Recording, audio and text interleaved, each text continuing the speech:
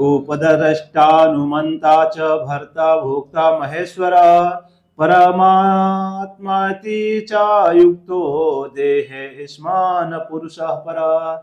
यानी भगवान कह रहे हैं तो इस शरीर में एक अन्य दिव्य भोक्ता है। यह जो हमारा शरीर जो है यह अन्य भोक्ता है जो ईश्वर है। जो अगर आप अपने जो शरीर में ईश्वर को देखेंगे और वही आपका परम स्वामी, आपका साक्षी तथा अनुमति देने वाले के रूप में विद्यमान है, जो परमात्मा कहलाते हैं।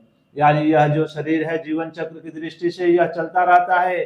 कभी आपको इस मनुष्य की योनि में प्राप्त होता है तो कभी अन्य जीव, कुत्ता, बिल्ली, सियार, खटमल।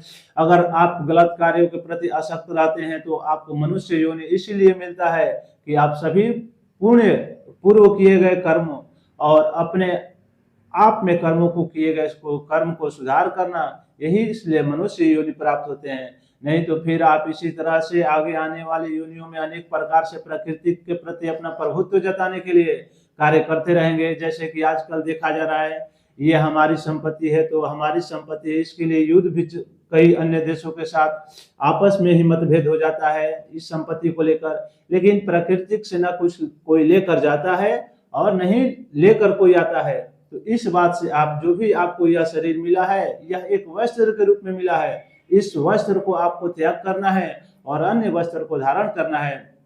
ऐसे ही भगवान कह रहे हैं आगे, यहाँ पर कहा गया है कि जीवात्मा निरंतर रहने वाला परमात्मा परमेश्वर का प्रतिनिधि है। यानी जो आपका जीवात्मा है वह परमेश्वर का प्रतिनिधि है और वह परमेश्वर का प्रतिनिधि ही रहेगा। और दिव्य आत्मा जो है आपको समझने का प्रयास करेंगे तो यह आत्मा जो है तथ्य का अंश है, भगवान का ही अंश है। और इसमें अगर आप अपने आसक्ति इच्छा प्रति त्याग करके यानी कोई भी संसार में या जो भी है आपका इंद्रिय तृप्ति के लिए कार्य न करते हैं, भगवान के विषय में कार्य करते हैं और भगवान के प्रति समर्पित कार्य करते हैं। क्योंकि अगर आपको यह शरीर मिला हुआ है तो शरीर इसलिए मिला हुआ है कि आप अच्छे कर्म करें, पुण्य का कार्य करें, कोई भी हो उसके प्रति आपका गलत भावना नहीं होना चाहिए। इस प्रकार से आप कार्य करें। जय श्रीमन नारायण। राधे राधे।